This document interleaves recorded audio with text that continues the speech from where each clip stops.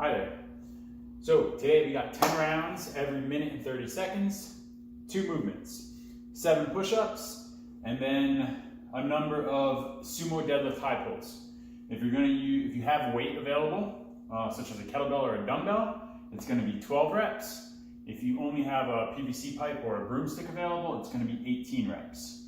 So every round, you're completing both movements. 7 push-ups right into the sumo deadlift high pull, remainder of the 90 seconds to rest. And you're going through that 10 times. Rest as needed, and then dive into a 12-minute AMRAP. 3 movements. 8 single arm floor press. So if you have that kettlebell or that dumbbell, we'll use that in the floor press. 20 Russian twists. You can use the same weight for the Russian twist, or you can do the Russian twist body weight. I'll show you how to spice those up a bit without weight. And then 4 renegade rows. Same thing. Ideally, if we have dumbbells, we'll use the dumbbells for the renegade row, but I'll also go over a body weight option. So 12 minutes, as many rounds as you can get. Now for the movements.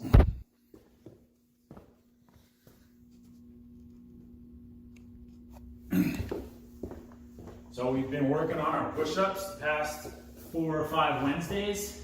This is week 5, holy shit. All right, so once we plant our hands on the ground, we want to think externally rotate and try to get those elbow pits facing forward. Arms are just shoulder width, elbow pits face forward. Lead with my chest on the way down. And then I like to think about leading with my hips on the way up. If we lead with our chest on the way down and then lead back up with our chest, we wind up dropping our hips and our chest rises faster. So a good way to avoid that is think about on the way back up, lead with your hips. So you'll do 7 push-ups, and then you'll grab either your PVC pipe or your weight, and then we're going with the kettlebell, 12 sumo deadlift high pull. So just slightly wider stance than normal, toes facing out. We're going to drop with a vertical torso. So I'm going to keep everything vertical, or as vertical as possible. That weight right underneath us. And when we come up, we want to use our hips to finish that high pull. Now, a few weeks ago, we had strict high pulls with the backpack. I think we had them with the PVC pipe too. We had that chair press high pull. And I talked about leading with our elbows, but keeping our shoulders down. So try not to shrug.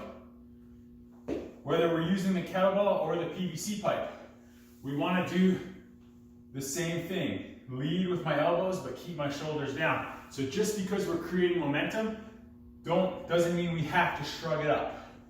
Use that momentum to raise the kettlebell or the PVC pipe, not your shoulders. All right. So whatever we're doing, shoulders stay down, don't shrug up. 12 reps with the weight, 18 with just the PVC pipe. Rest as needed.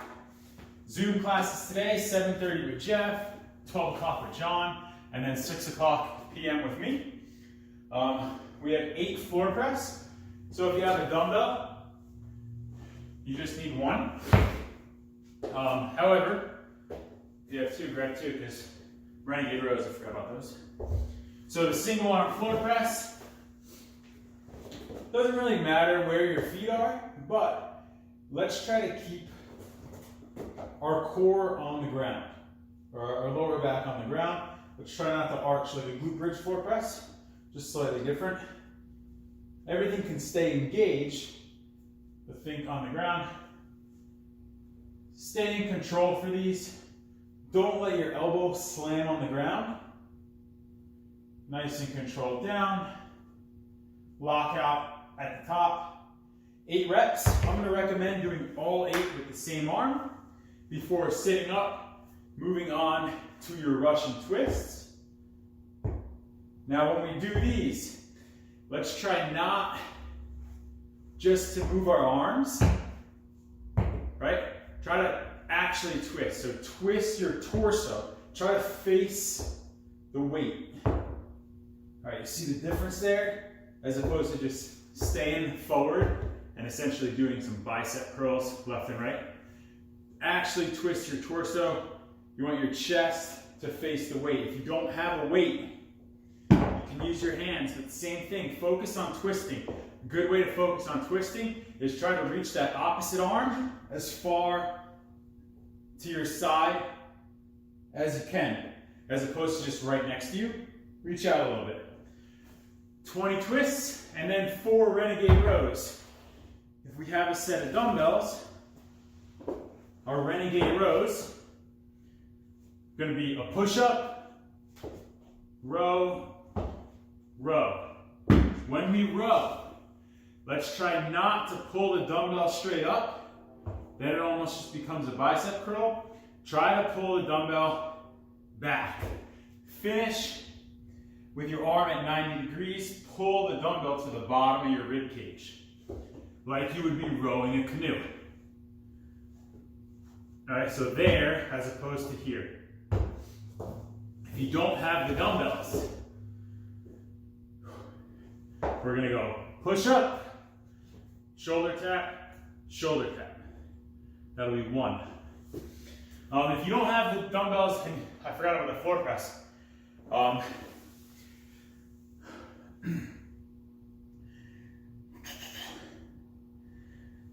Let's modify them to be, so the 8 single on floor press, if we don't have a dumbbell, we'll do push-ups, but we'll just stagger our hands, all right?